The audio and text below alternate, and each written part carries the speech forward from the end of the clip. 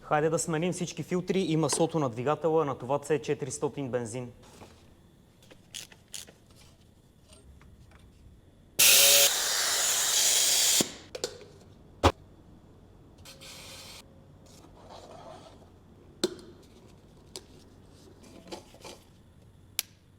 Сега ще налея 7 литра 5 на 40.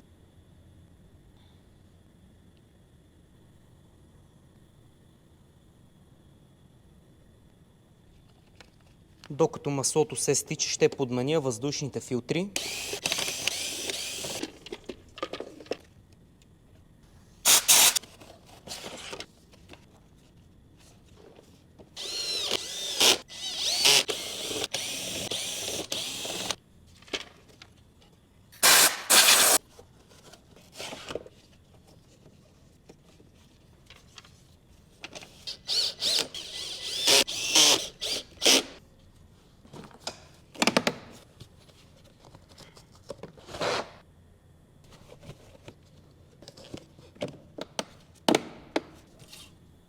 Нивото е перфектно, на средата на пръчката е.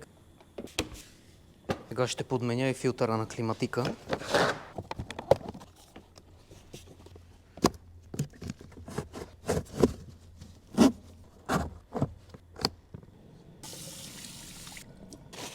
Сега ще зануля сервизния интервал. Отивам на първо положение. Едновременно натискам слушалката и ОК и влизам в сервизното меню Assist Plus. Пълен контакт. Влизам в Full сервис, потвърждение и сервизният интервал е ресетнат. Ако искате още такива интересни видеа, посетете моят YouTube канал Benz Mechanic.